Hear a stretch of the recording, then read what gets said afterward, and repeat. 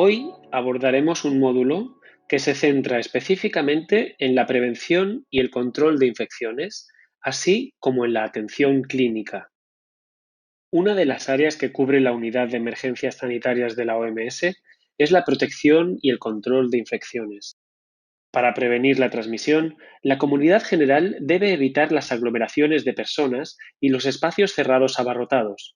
También debe mantenerse al menos a 1 metro de distancia de las personas con síntomas respiratorios ocasionados por el nuevo coronavirus, como la tos o los estornudos. Lavarse las manos frecuentemente con un desinfectante a base de alcohol si las manos no están visiblemente sucias, de 20 a 30 segundos, o con agua y jabón cuando las manos estén visiblemente sucias, de 40 a 60 segundos. Además, es necesario evitar tocarse la boca y la nariz. Las personas con síntomas respiratorios deben usar una mascarilla quirúrgica y si tienen fiebre, tos o dificultad para respirar, deben buscar atención médica cuanto antes o según lo indicado en los protocolos locales. Los trabajadores sanitarios pueden estar en riesgo de contraer la infección.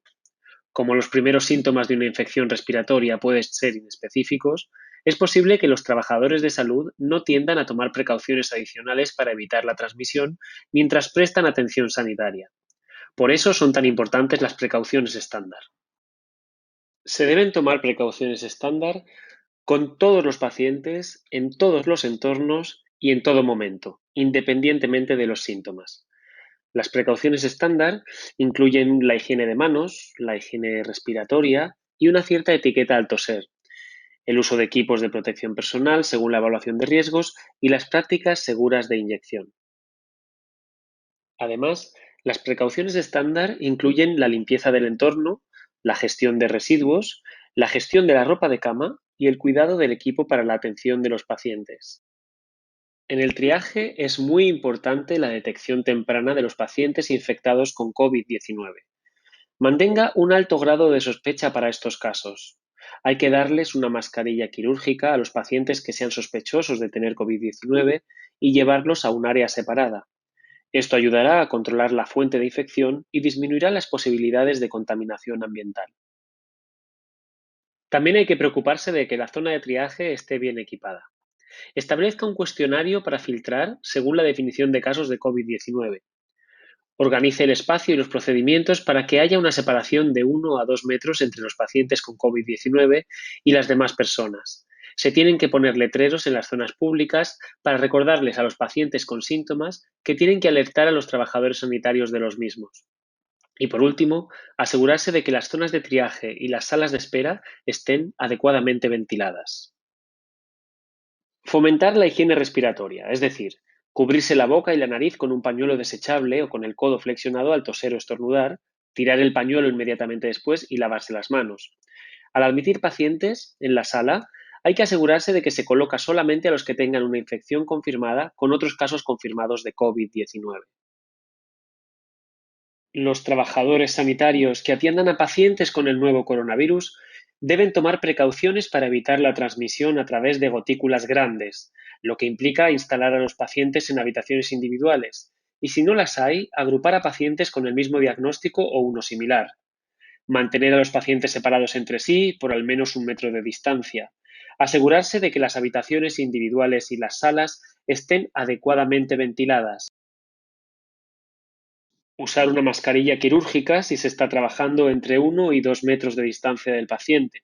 Usar protección ocular, bien con una pantalla para la cara o careta, bien con unas gafas protectoras, cuando se esté en contacto estrecho con el paciente al que se atiende. Después de atender al paciente, hay que quitarse adecuadamente el equipo de protección personal, desecharlo y lavarse las manos. Deberá utilizarse un equipo de protección personal nuevo cada vez que se atienda a otro paciente. También hay que limitar el movimiento de los pacientes dentro de la institución y asegurarse de que utilicen mascarillas quirúrgicas cuando estén fuera de sus habitaciones. Si es posible, use un equipo desechable o de uso individual. Nos referimos aquí a estetoscopios, tensiómetros y termómetros. En caso de que haya que usarlo con otros pacientes, se tiene que limpiar y desinfectar después de cada uso. Hay que asegurarse de que los trabajadores sanitarios intenten no tocarse los ojos, la nariz y la boca con las manos desnudas o con guantes que puedan estar contaminados. Hay que evitar contaminar las superficies del entorno que no estén directamente relacionadas con la atención del paciente, por ejemplo, las manijas de las puertas y los interruptores. Se deben limpiar y desinfectar sistemáticamente las superficies que estén en contacto directo con los pacientes. Y para terminar con las precauciones de contacto, asegurarse de que la ventilación en las habitaciones sea adecuada, utilizar habitaciones individuales o agrupar a los pacientes con el mismo diagnóstico, reducir al mínimo el movimiento o traslados de los pacientes y practicar la higiene de manos. Algunos procedimientos, como la aspiración o succión abierta de secreciones de las vías respiratorias, la ventilación no invasiva, la oxigenoterapia de alto flujo, las nebulizaciones, la intubación, la reanimación cardiopulmonar y la broncoscopia, pueden generar aerosoles. Estos procedimientos se conocen como procedimientos que generan aerosoles y están relacionados con un mayor riesgo de transmisión del COVID-19. Los trabajadores sanitarios deben tomar las precauciones que se indican a continuación para evitar el contagio por vía aérea cuando lleven a cabo estos procedimientos. Usar un equipo de protección personal, lo que incluye guantes, bata de manga larga, protección ocular y mascarillas con filtro de partículas, N95 o equivalente o un mayor grado de protección. Realizar los procedimientos que generan aerosoles en habitaciones individuales con la ventilación adecuada. Esto significa utilizar habitaciones con presión negativa, con un mínimo de 12 cambios de aire por hora o al menos 160 litros por segundo y paciente en los establecimientos con ventilación natural. Pedir a las personas cuya presencia no sea necesaria para llevar a cabo el procedimiento que abandonen la habitación. Hablemos ahora de los signos y síntomas del COVID-19. Al igual que con otras infecciones por coronavirus, es probable que los signos y síntomas de infección más graves sean fiebre, escalofríos, tos y disnea. La progresión rápida a neumonía grave e insuficiencia respiratoria generalmente ocurre en la primera semana. Las manifestaciones de infección respiratoria que ponen en riesgo la vida son la neumonía severa y el síndrome de dificultad respiratoria aguda. El reconocimiento temprano de estos síndromes clínicos permite la adopción oportuna de medidas de prevención y control de infecciones, así como de opciones terapéuticas de apoyo. Aunque no suele haber curas específicas para las infecciones por virus respiratorios emergentes, los siguientes tres tratamientos de apoyo pueden contrarrestar los síntomas y aumentar las posibilidades de supervivencia. En primer lugar, tenemos los antimicrobianos, que son adecuados para los microorganismos patógenos probables, incluidos los causantes de neumonía extrahospitalaria o neumonía relacionada con la atención sanitaria y septicemia. En segundo lugar, el oxígeno. A las personas con infección grave por COVID-19 que presenten signos de dificultad respiratoria o disminución de la concentración sanguínea de oxígeno o que se encuentren en estado de choque, hay que administrarles de inmediato oxigenoterapia suplementaria. En tercer lugar, tenemos los tratamientos específicos para las enfermedades subyacentes como la diabetes y la insuficiencia renal. En las infecciones por coronavirus, muchas personas con cuadros graves tienen además una enfermedad preexistente y corren mayor riesgo de morir. Hablemos ahora de los cuidados intensivos de apoyo. ¿En qué consiste la dificultad respiratoria severa o grave?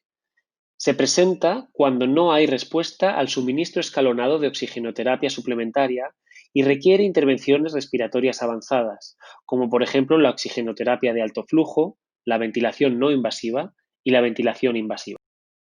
¿Qué cuidados debe recibir una persona con choque séptico? Debe tratarse con fluidoterapia intravenosa y vasopresores para mejorar la perfusión. Estos procedimientos generan aerosoles, así que deben tomarse las precauciones para evitar el contagio por vía aérea descritas al comienzo de esta unidad. En lo que respecta a la investigación sobre las opciones terapéuticas, puede ser que algunos compuestos ya autorizados o que se estén desarrollando para otras enfermedades puedan readaptarse para las infecciones por virus respiratorios emergentes. Pasemos ahora al tratamiento de las personas con infección asintomática. Los contactos de los casos confirmados pueden ayudarnos a identificar personas que den positivo en las pruebas pero no presenten síntomas. Hasta que no se tenga más información, a las personas que dan positivo en la prueba de RT-PCR se las tiene que aislar y hacer un seguimiento diario de sus síntomas y se les tiene que hacer una prueba al menos una vez a la semana o antes si presentan síntomas. Hay que mantener el aislamiento hasta que dos muestras consecutivas de las vías respiratorias superiores, por ejemplo, hisopado nasofaríngeo y orofaríngeo, tomadas con al menos 24 horas de diferencia, den negativo en la prueba de RT-PCR. Y con esto concluimos el módulo D. Para más información puede consultar estos enlaces y contactar con las direcciones de correo electrónico siguientes. Muchas gracias por su atención.